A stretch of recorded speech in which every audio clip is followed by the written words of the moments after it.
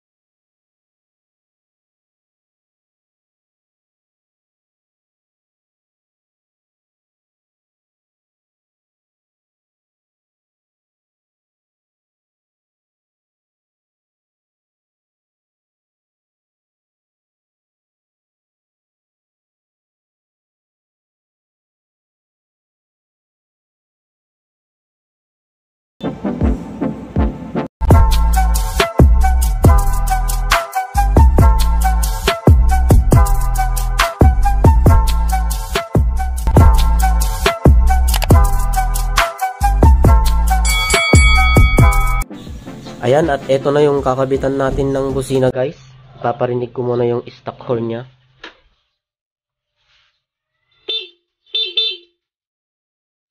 Ayan, stock horn lang siya. Ang gusto ng nagpapakabit, dual horn. Hindi natin tatanggalin yung stock nya para mas maganda. Yan, at simulan na natin. Pabaklasin ko muna itong mga pwedeng baklasin dito bago natin diskartehan yung pagkabit.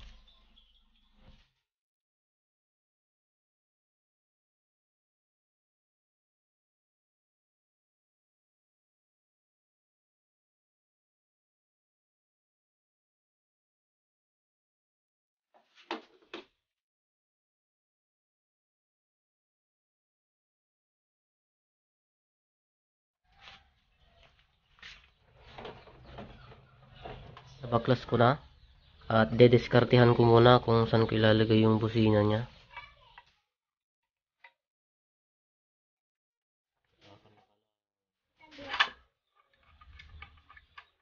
Guys, at dito ko na siya ilalagay. Dito na yung pinakamagandang pwesto nya. Tapos dito na lang yung isa, lalagyan ko lang ng nut siguro. Ganyan na yung magiging posisyon nya. At gagawan ko na siya ng wirings. Ito na yung ating relay. Ang number 30 nya, blue, 86, yellow, 85, red, 87, black at white. Yan. Ngayon naman, gagawan ko muna ng mga terminals yung punta sa may busina. Yan.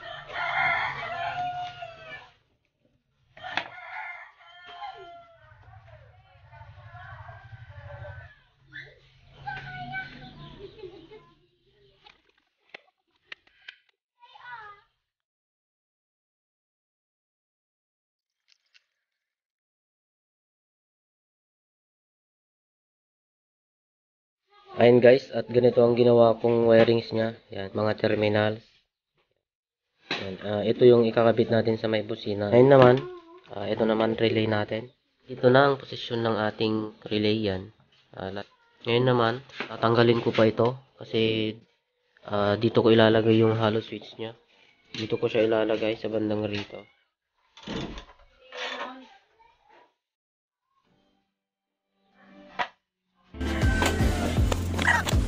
Ayun guys, at natanggal ko na yung sa itaas nya at dito ko siya sa bandang rito ilalagay.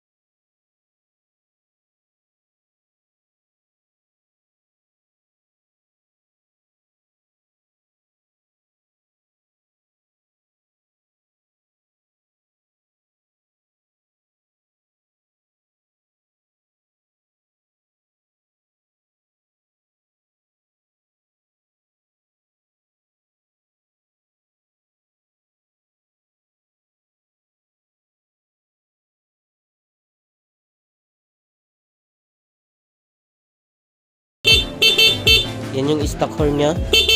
Tapos switch, hollow switch. Hindi ko pa nakabit yung ilaw nya guys. Yung ilaw ng hollow switch natin. Ito lang siya, positive at negative. Sa may ignition lang ito, tapos ground lang yung isa. Madali lang yon. At ngayon naman, ayusin ko muna yung wirings ko kasi gagabihin na ako at uuwi na yung may-ari nito. Natagalan na.